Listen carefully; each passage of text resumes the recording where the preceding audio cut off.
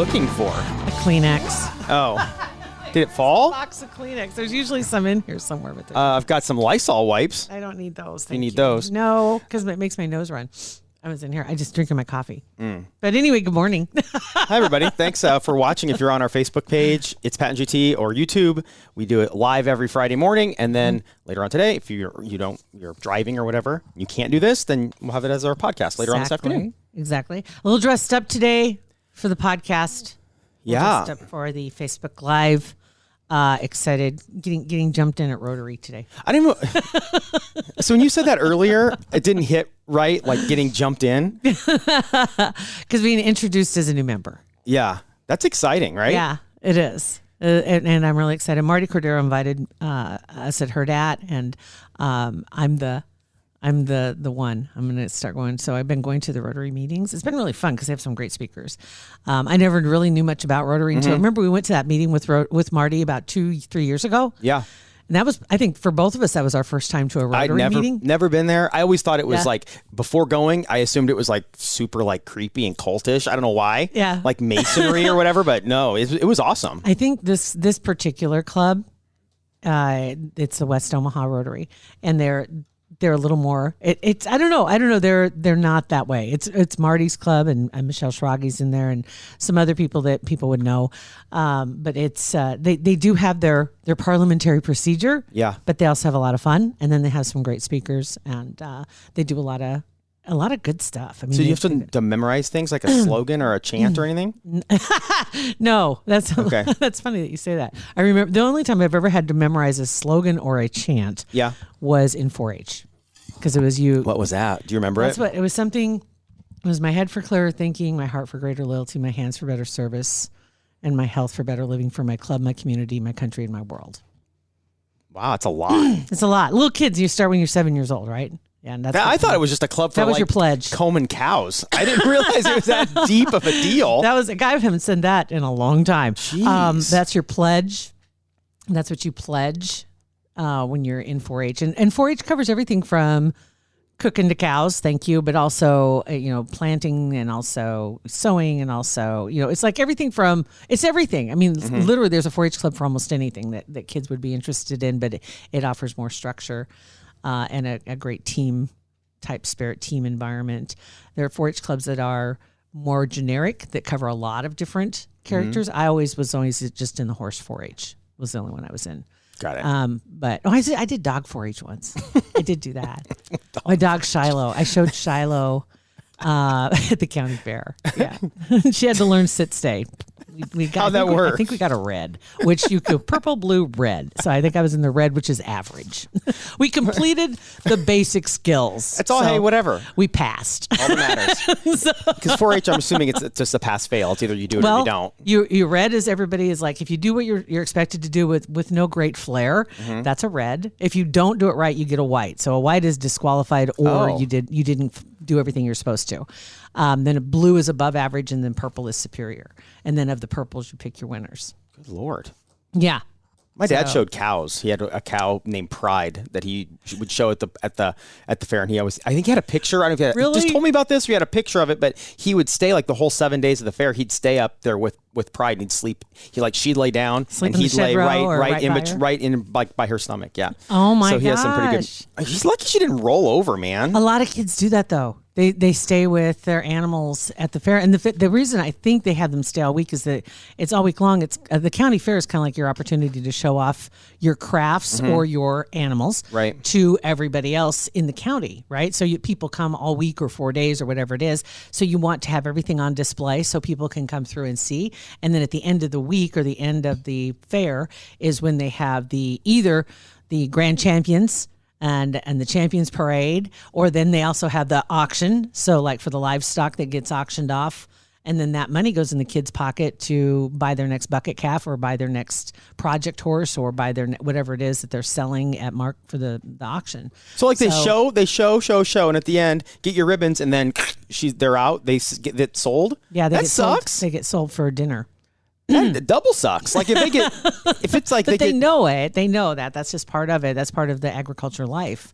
So they know they're raising this animal, and that's what they're their ultimate goal is. And for the kids that show horses, they don't sell their horses at the end of county fair. It's not like that. There are those that have that mentality of, that you're hoping you can, you're showing your horses to sell them so you can buy the next project.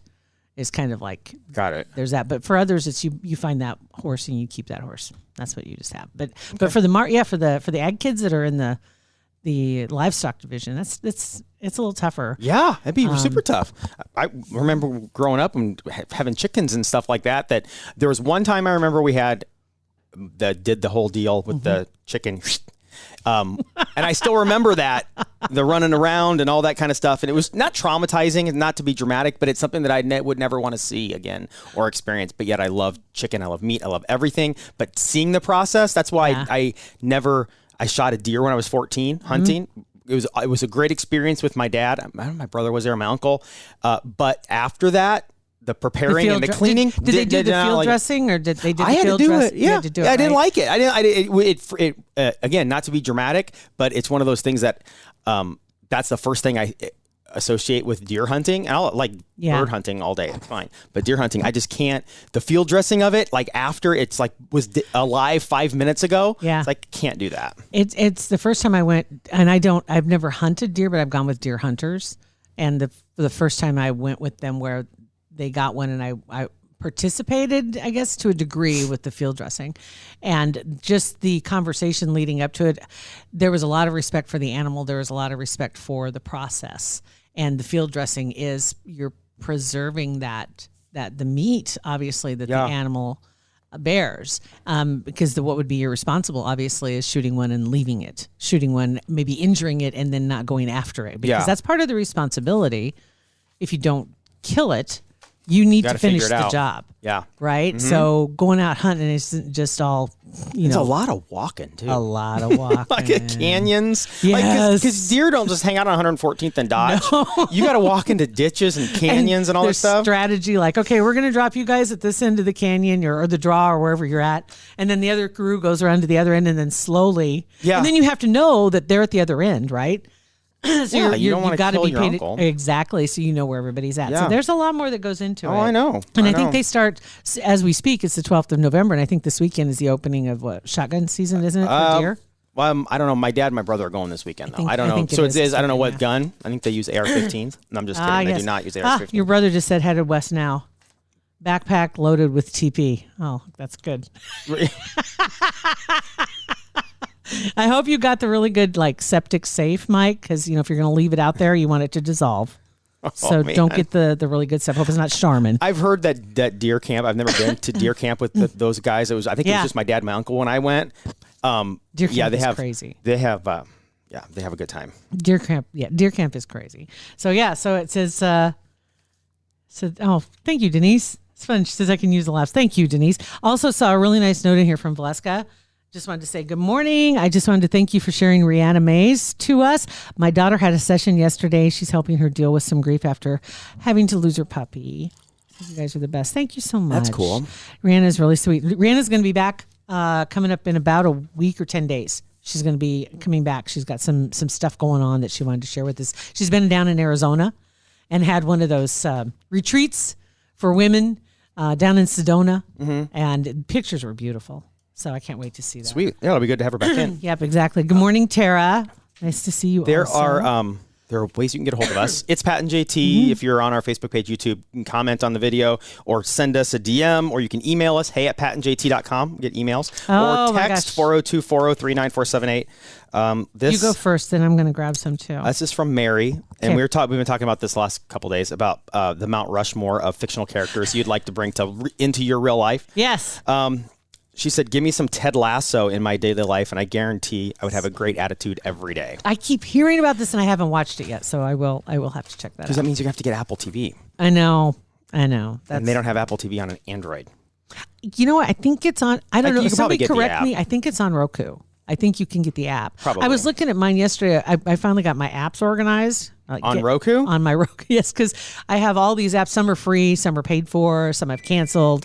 Really? I don't think I'm taking this right now. Anyway. It might be your car insurance, might be, or your warranty. Oh my God, it's my warranty on the truck I had 6 years ago. Dang it. But anyway, what was I talking about? Oh, the apps. So yeah, I did that to kind of get organized to what apps I'm paying for. And I'm paying for too many right now. So I need to shut that down just a little bit. But Apple TV, I think, is on there. Probably. Because Apple wouldn't cut out that whole market. That's a revenue stream for them. Yeah, I'm sure you can do that. All right. So what else you got? This one is from, it doesn't say. Anyway, it says, I got 3 days behind on the pod.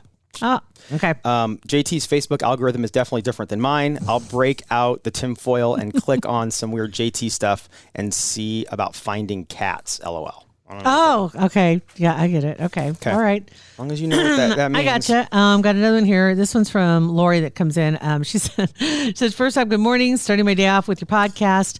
A memory for you and Pat from long ago. Maybe you don't even remember. There was a day when Nelson was wearing a dress. Now, Nelson was our producer at the time. Nelson now is mornings on Froggy. And you guys had a live camera in the studio. And I remember the day of the dress. And during the song, Nelson was dancing and kind of rocking out in the studio. Camera was still on. Oh, my God. It was, and I do remember that. He got up on the desk. I actually saw that video within the last year because it was on, I think it's like on some hidden YouTube page or whatever that we had a long time ago. I'll have to find that because I saw that, and that one and Nick Bod doing the Dougie too. That video's up there as well. Yes, totally remember that. Oh my God, that was when we used to do Nelson's Nightmares, and we would do terrible things to that poor kid. And we just mentioned this last week in a meeting how we used to have him. One time we duct taped him to a light pole on 72nd and Dodge, and the police drove by and pointed and laughed like they didn't even. I think they knew what was going on. And we did have some great connections at the police department. Yeah. So we got a little leeway with that. It was so, gosh, this whole stupid cancel culture and the way society is now, you can't have fun like that anymore. I was telling, again, I tell way too many. I'm turning into like an old person, telling all these stories. Remember when? But it was good shit though, Pat. I know. But I was telling this story yesterday in another meeting, and that Big Party, who works at Channel 94.1, used to be my intern when I worked at The Edge a long time ago. And like one of his first things we did with him was put him on the corner of 10th and Farnham. And if you drove by and you threw hot dogs at him, if you hit him with a hot dog, you got tickets to like Goldfinger or some stupid show. So yeah, but you can't. Can you imagine sending an intern out on the street now and having people drive by and throw hot dogs at him? We get in so much trouble. And on top of it, our interns weren't paid. No, that was the other thing, because so you couldn't even have those kind of interns. Like they were free, and we were free when we first started interning. But that was that feeling of you had skin in the game. And I know the whole thought process has changed about the interns should be paid for their time. Yeah, but it's like having an apprenticeship. Apprentice used to, I believe, had to pay for their apprenticeship because you're coming in to learn the trade, and so you're actually slowing down the teacher because they're having to train you. And my internship was, I remember that vividly. It was like 6 months of no pay, or maybe 3 or 4 months, but it was a while before I got the knock, or got the invite to come to the program director's office to say, you know what, we're going to put you on the payroll and hourly. And this is what you're going to start getting. And I was like, oh my God. $2.43 an hour. I'll take it. I'm right, because it's better than 0 cents per hour. It's better. They trained me. But so now we have Reagan and Grace. Maybe we can run that past them and see if we can do something where people throw hot dogs at them. We'll talk to Bill. We should, because they're still in college. So I'm wondering, we should find out, because it is interesting how that all changed. It's like there was just a shift in the way people thought about it. It was because of Hollywood. Yeah. And honestly, it was because of Hollywood, the lawsuits that came forward because of the way interns were treated at some of the studios. They were basic, and they were mad because they were grunts. They had to go get coffee. They had to go get the dry cleaning. They had to go get. That's what you do. It's called paying your dues, man. Somebody has to do it. It's called paying your dues. And eventually they'll find that you're more valuable doing something else, and they'll bring in someone else to go get the coffee and go get the dry cleaning and go do, take out the trash. It's called climbing the ladder. That's what it is. Right. So that was bottom rung. But anyway, that was back when we had those interns. You pretty much could do anything because there were no laws that governed them. Yeah. Oh, yeah. Oh, no. Now it's a totally different deal. Now, from Lori, I haven't finished yet. Oh, got it. Okay. the rest of what she said here. Another time, Christmas wishes, granting Christmas wishes. And she said she also remembers a little boy talked to Rocket back in the day and asked for a headstone for his sister's grave. I remember. Oh my gosh. Rocket told that story when he was on back here on our show. And he got emotional again. He said he'll never forget that. I don't remember all the details of that story. I remember it happening, but I don't remember all the details of it. But yeah, there are certain things that he called in because his family couldn't afford it. Yeah, it was unbelievable. And they found a way to make that happen. And then one time we got scammed by a lady. We've told this story before, but the lady that said her son was at Children's Hospital. Oh no, it was not. We thought it was the kid because this lady had a voice just like a little kid. This whole narrative of being on the 4th floor and cancer treatment, and he just wants to get online and get. So we got all this stuff together, sponsors, whatever, and got him a laptop and got him all this stuff. And as soon as we got him, we found out stuff just started seeming fishy. We met with his mom, quote unquote, which was her in the reception whatever area of Children's Hospital. Yeah, because you couldn't go upstairs because he was so ill, and so you couldn't go up there. And so that was where the minute that transaction was made. Yeah, gone. Yeah, we learned that totally jaded us. Yep. No, we still did some stuff, and then one other one said she heard the episode with Dana Camp, and that happened to be with her birthday. She says absolutely wonderful. She's spot on. Also. She said, "Bring back Mork." I think that's what she was talking about. Mork was. Oh no, I can't say his name. Oh my God, John? No, Mork and Mindy. Oh, I was thinking. What can I think? The comedian's We were name. just talking like interns, and I thought, I'm like, we had an intern named Mork. Mork. She was. What's his name? Now I can't say his name. Robin Williams. Thank you. God, it went out the door. Poof. But yeah, she said maybe of a fictional character to bring back. I think Mork. So I said, bring back. Okay, now finish off the rest of them. Did she wrote back? Didn't she? She did. Yeah, Mork. First of all, Mork would get on my nerves real super quick. Although I'd hang with Balky. Right. Oh my God. Okay, so Mork, Beetlejuice, George Carlin, Elvis, unless he's still really here. Okay. Oh, see, he's not fictional though. Yeah. Right. Jim Morrison, Freddie Mercury, Samantha Stevens, Bewitched. Abe Lincoln and JFK. Yeah, those. She kind of 50% misunderstood the assignment, but it's okay. I get it. I'm with her on Bewitched. I absolutely loved Elizabeth Montgomery in Bewitched. Yeah, I absolutely did. Yeah, I saw some interesting stories about her. Oddly, just yesterday I was reading this article that popped up for some reason. Talking about her, and if you watch the TV show, and she had the little daughter Tabitha still makes the rounds like on Comic-Con and such, talking about Bewitched, and Bewitched was remade with Paris Hilton. She's married to Tom Cruise. Why am I having such a hard time this morning? Yes, I'm having a hard time with names this morning. Yeah. But anyway, remember it was remade. They did it like in the early 2000s or something. But anyway, that Elizabeth Montgomery, when she died, she hadn't seeked any treatment for, and I believe it was cancer, but she didn't seek treatment because she had such a phobia about hospitals. And she also was afraid to stop things down to go check because she didn't want production to stop because so many people relied on their paychecks. Oh, that's admirable. And at that time, which would have been probably in the early 60s, I think was when that show was in production. I'm not sure, 50s or 60s or 70s.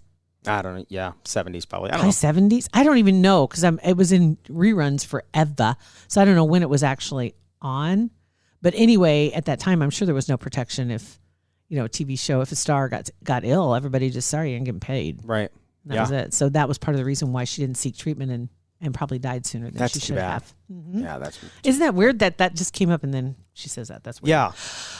Okay. That's super. I just read that yesterday. It's weird how that stuff happens. Like there was, speaking of big party, saw him in the airport on the way back from Los Angeles last week, and I had just told a story about him the night before in Los Angeles to the people we were with, and then I roll through the airport, and him and his wife were in there. It's just weird. It's just super weird when that stuff happens. Okay, This one is from Courtney. It's 402-403-9478. She says, an article, I think there's an article I read about the Travis Scott concert, which we talked about earlier this week. Yeah. They refer to the people falling as human sinkholes. I hadn't heard of this stuff. There's also a supposed quote from Travis saying something like, "Who said stop the show? ? You knew what you came for." I'm telling you, not impressed. And there is something really weird about what's going on and the post the narrative after the show and all that stuff. Did we talk about the Pearl Jam thing on a podcast? I don't. No, I don't think we did. We did, Maybe a didn't little we? bit. The I don't connection remember. there. There's a podcast. We talk about cats and squirrels a lot, God. but I don't know. I don't remember talking about the Pearl Jam So thing. much weird shit. Right. Anyway, there's a podcast that I listen to, and you maybe remember I mentioned No Mercy podcast like a year or two ago, and I was listening to it, and it kind of went away. And I think it's still out there, but it's really like one of those randomly appears every once in a while, a new episode pops up.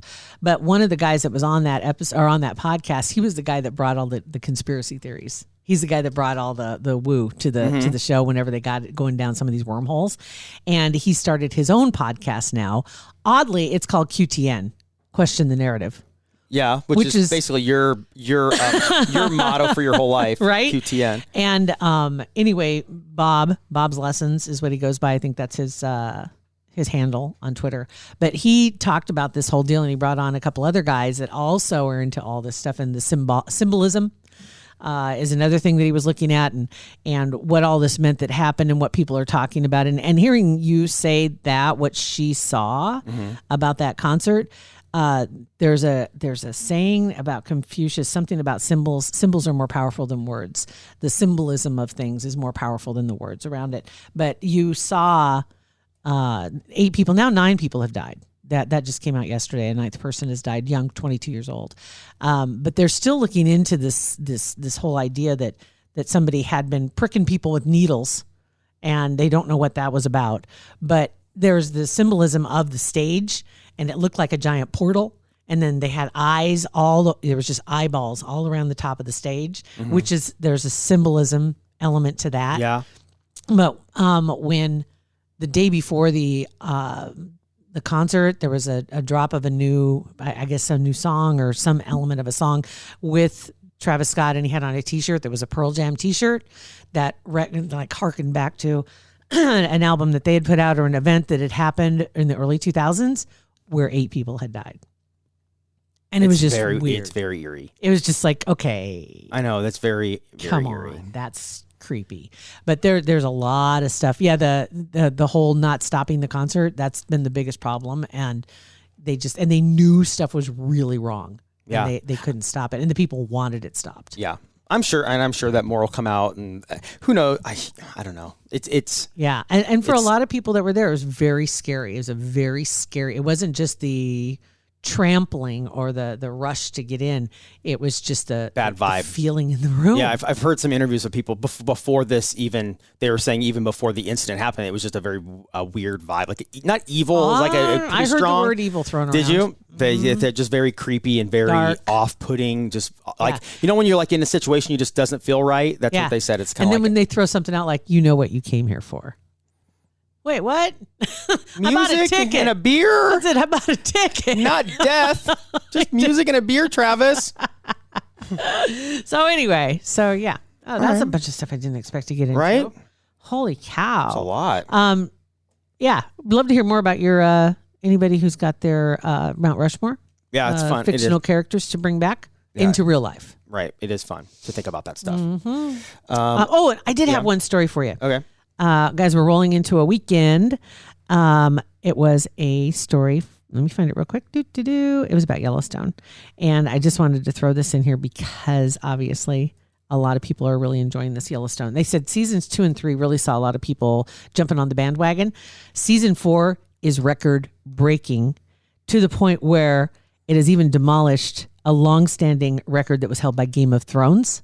Yeah. They had over 8 million viewers for that Sunday night, the premiere. Unbelievable. Bonafide record smashing monster is what they're calling it. The numbers that were just released show that the show had over 8 million total viewers Sunday night. And if that sounds like a lot for a single episode of television, that's because it is. They said that season 4 premiere, the viewership was up 104% over season 3's premiere. Probably because we talk about it on our podcast. That's got to be why. I know. I need to watch the show. I've heard everybody's watching it. I'm not watching it, and I need to watch it. There's some people that just started watching season 4, saw them posting, and said, "Okay, now I'm going back to the beginning because I got to find out what this is all about." But the season 4 premiere, it's gotten a lot of talk, and then also the prequels. They're talking about all these spinoffs, and then there's another spinoff that they're thinking of doing. I think it's going to happen in Dallas. And it's going to be, I think it's going to be more about the horses because. I guess spoiler alert. You've had a week, okay? It's about horses.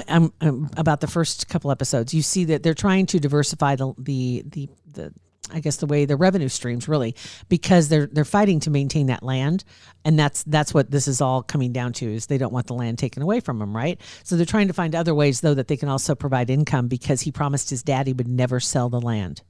He will not sell. If it gets taken from him, so be it. But he's not going to sell.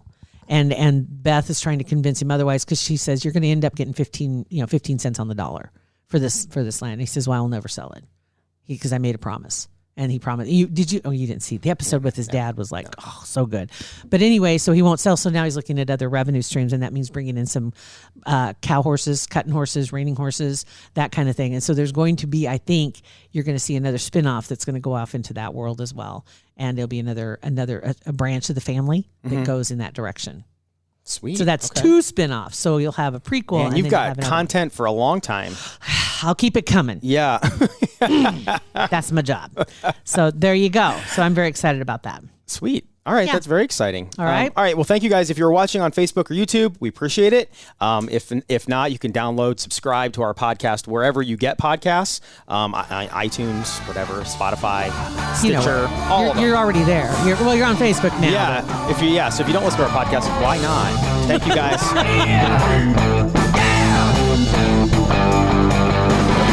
Pat and JT Podcast, a Hurrdat Media Production.